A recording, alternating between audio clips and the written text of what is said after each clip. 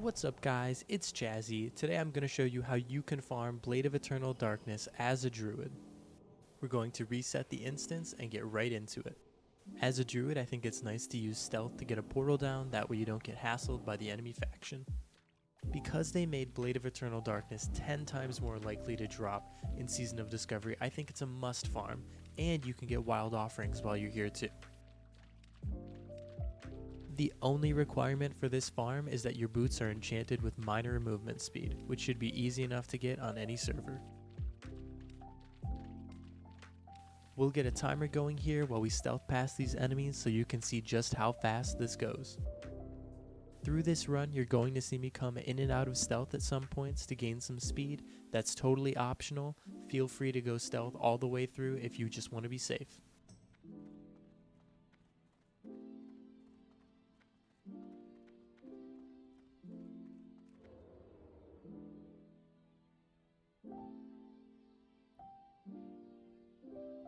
If you get caught on this rock, just make sure you back up a little bit before you try to jump over again. I find it's the easiest way to get through.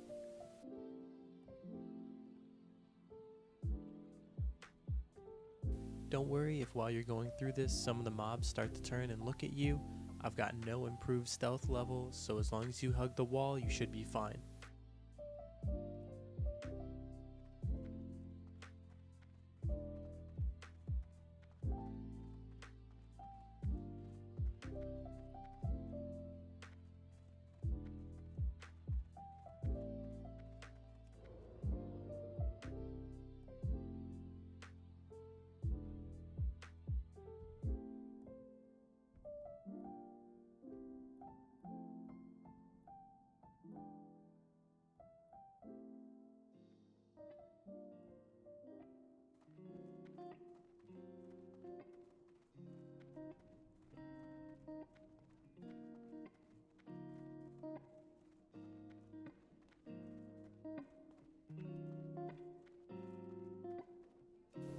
If you do accidentally pull something, don't worry, you can still live.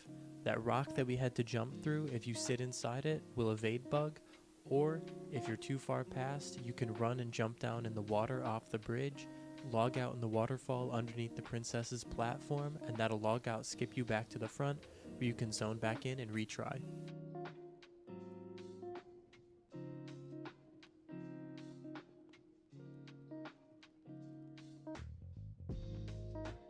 Walk straight through the middle of these last two giants and you won't pull them. Now let's talk a little bit about what we're actually going to do. Because the princess is immune to nature damage, we can really only hit her with Star Surge, Moonfire, and Starfire. We open on her by using a Starfire and a Star Surge to pull her around this rock.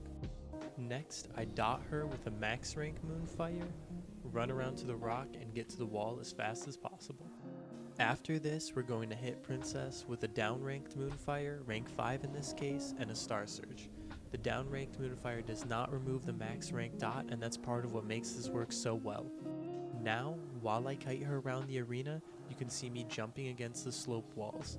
What this does is it starts to evade bug Princess, and so she'll stop moving for a little bit each time, and I'll always be able to stay ahead of her. If I can get far enough ahead to outrange a boulder, then I can get a Starfire cast off, which will really help put a dent in her health pool. I'm sorry for the nauseating camera work, but it's just how I do the fight, so we've got to deal with it.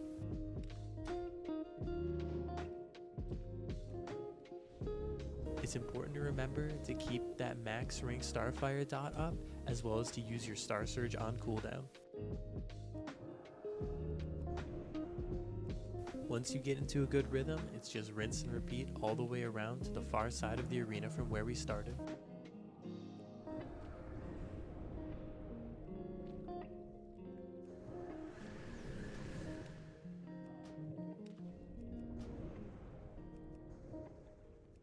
Once you get back around the loop opposite from where we started, you can go cat form and sprint across to the other side.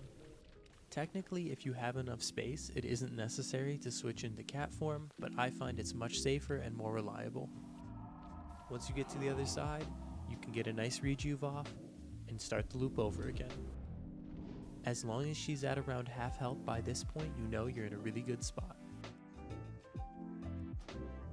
Our main goal for the rest of this fight is to take her down past 25%, so around 10k health, because that'll get her limping, and we will always be able to kite her without doing any wall tricks, so we know we're gonna win. An important thing to keep in mind once you get the rest of this down is that if you get bouldered and stunned against the wall while you're jumping, she can evade bug and reset all the way to full health.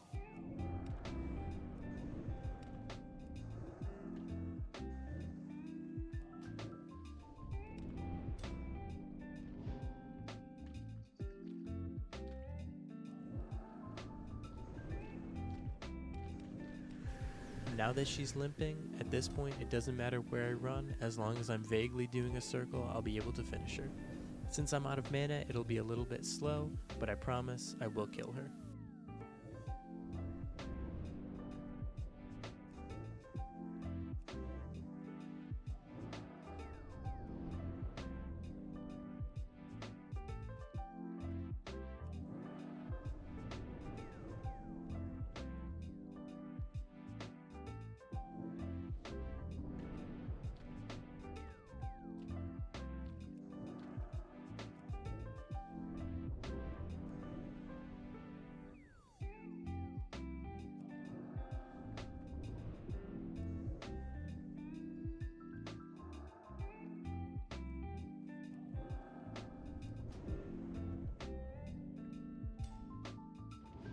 With Princess dead at 6 minutes, you'll hit Dungeon Lockout, and that makes it as competitive as any other Princess farm you can do. Now we could lockout skip back to the entrance, or we could farm Wild Offerings, which is even easier than doing the Princess.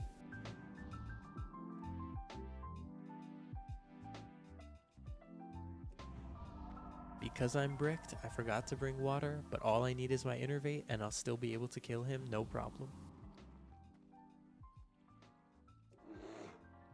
Once we blow our horn, we Starfire to open, then we keep Sunfire and Moonfire up on him at all times.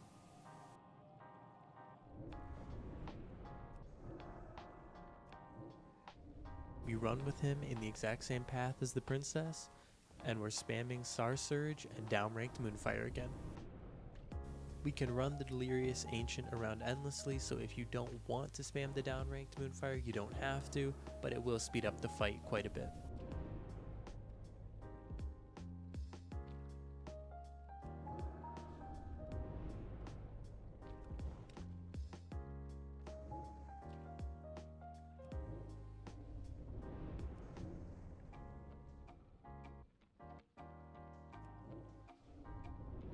Since the Ancient doesn't have Thrash or Boulder, he's not nearly as dangerous as the Princess.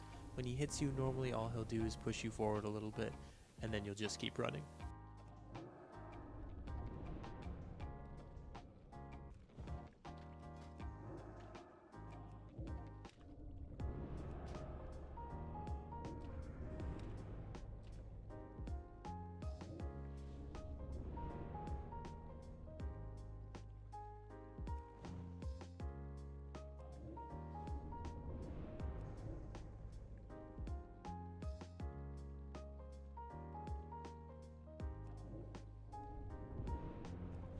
This time, try to make sure you've created a little bit of extra space when you cross back over the entrance, and then we're going to go right back to the start of the loop. One thing to be very careful for with the Ancient is that if you don't hit him frequently enough, he will leash back to where he spawned and reset back up to full health. As long as you're hitting him with Star Surge on cooldown, this will never happen.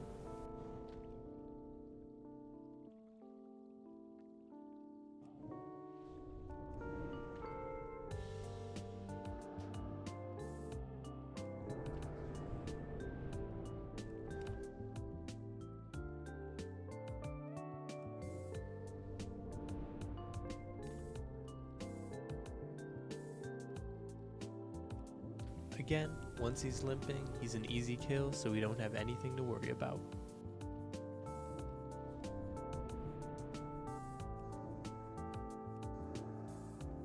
Then, in 9 minutes, you've successfully completed a full Princess run, and you've collected your wild offering. At under 10 minutes, this farm will still take you to Dungeon Lockout, and you'll be as fast as any of the 10-man groups spamming without having to share that dagger loot with anybody else. To reset, all we need to do is log out on top of this mound here.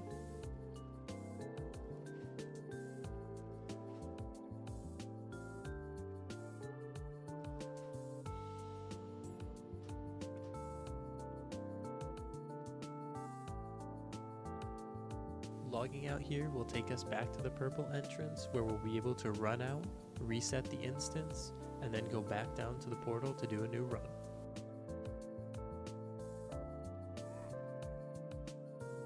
Even if you're somebody who doesn't normally do these kinds of runs, I really encourage you to, because this is way easier than it looks.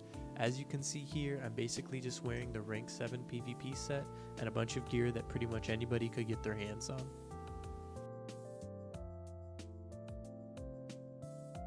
Don't forget to reset the instance once you leave and jump in stealth, because people will grief you way more than Princess. Good luck farming.